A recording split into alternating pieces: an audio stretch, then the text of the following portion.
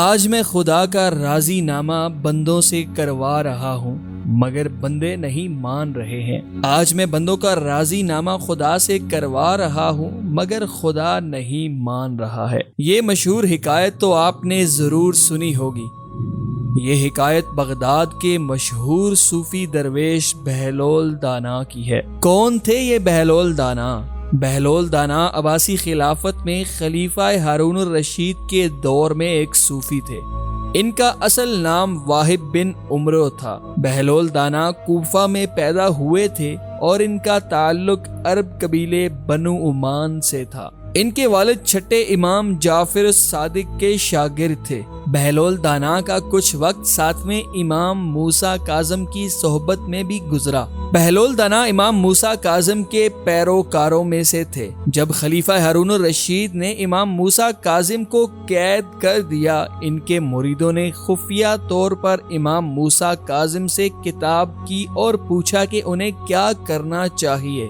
امام موسیٰ کاظم نے صرف ایک لفظ جیم لکھ کر باہر بھیجا۔ ہر شخص نے جیم کو اپنے اپنے انداز میں لیا۔ کچھ جلا وطن ہو گئے اور کچھ جبل الطارق کے پہاڑوں میں روپوش ہو گئے، لیکن بہلول دانا نے جیم سے جنونیت اختیار کی اور پھٹے پرانے کپڑے پہن کر گلیوں میں نکل آئے۔ خلیفہ ہارون الرشید سے ان کی ملاقات 188 ہجری میں خلیفہ کے سفر حج کے دوران کوفہ میں ہوئی، جس کا ذکر امام ابن کثیر نے بھی کیا ہے۔ بہلول نے ہارون کو جو نصیحتیں کی، ان سے متاثر ہو کر وہ انہیں اپنے ساتھ بغداد لے آیا اور پھر بہلول کا ٹھکانہ بغداد کی گلیاں ہی رہیں۔ بہلول کا مزار بھی بغداد میں ہی ہے، جس کے ایک گوشے کے بارے میں مشہور ہے کہ وہاں سکھ مذہب کے بانی بابا گرو نانک نے چلا کاٹا تھا۔ کہتے ہیں کہ ایک دن بہلول دریائے دجلہ کے کنارے بیٹھے گیلی ریت کی ڈھیریاں بنا رہے تھے اور ہارون الرشید کی چہیتی ملکہ زبیدہ اپنے محل کے جھروکے سے بڑے انہماک کے ساتھ انہیں دیکھ رہی تھی۔ وہ مٹی کی ڈھیری بناتے اور پھر خود ہی اسے مسمار کر دیتے۔ ملکہ جھروکے سے اتر کر اپنی سہیلیوں کے ہمراہ دریا کنارے آ گئی اور پوچھا، کیا کر رہے ہو بہلول؟ بہلول نے ادائے بے نیازی سے کہا، جنت کے محل بنا رہا ہوں۔ ملکہ نے سوال کیا، اگر کوئی تم سے یہ محل خریدنا چاہے تو فروخت کرو گے؟ بہلول نے کہا، ہاں کیوں نہیں، میں بناتا بھی ہوں اور فروخت بھی کرتا ہوں۔ ملکہ نے پوچھا، بتاؤ ایک محل کی قیمت کیا ہے؟ بہلول نے بے ساختہ کہا، 3 درہم۔ بعض لوگوں نے 1 درہم بھی لکھا ہے۔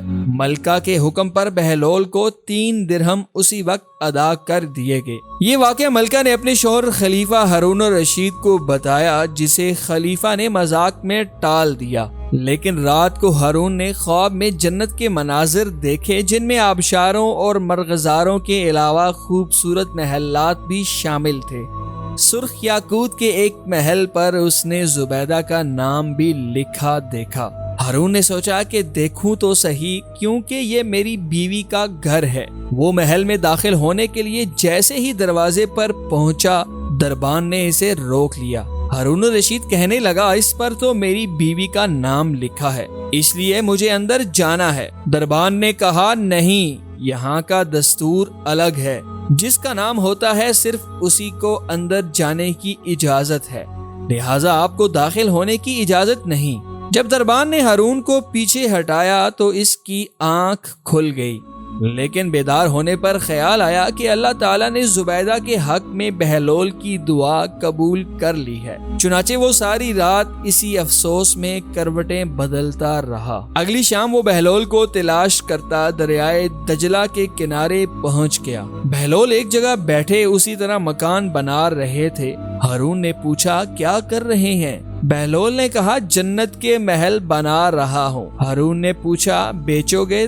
تو بہلول نے کہا، ہاں کیوں نہیں۔ ہارون نے سوال کیا کہ بتاؤ ایک محل کی قیمت کیا ہے؟ تو بہلول نے جواب دیا، تیری پوری سلطنت۔ ہارون الرشید نے کہا، اتنی قیمت تو میں نہیں دے سکتا، کل تو آپ نے 3 درہم کے بدلے دے رہے تھے اور آج پوری سلطنت مانگ رہے ہیں۔ بہلول دانا نے کہا، خلیفہ، کل بن دیکھے معاملہ تھا۔ اور آج تم محل دیکھ کر آئے ہو۔ خلیفہ یہ سن کر مایوسی سے گھٹنوں کے بل بہلول دانا کے سامنے بیٹھ گیا اور کہنے لگا، حضرت آپ مجھ سے میری ساری سلطنت لے لیں لیکن مجھے ایک محل دے دیں۔ جب بہلول دانا نے خلیفہ کی عاجزی دیکھی تو کہا کہ میں تمہاری سلطنت کا کیا کروں گا؟ اس دنیا کی محبت تو بہت سے گناہوں کی جڑ ہے، جاؤ اپنی سلطنت اپنے پاس رکھو، میں اس محل کو بھی تمہارے لیے 3 درہم میں فروخت کرتا ہوں۔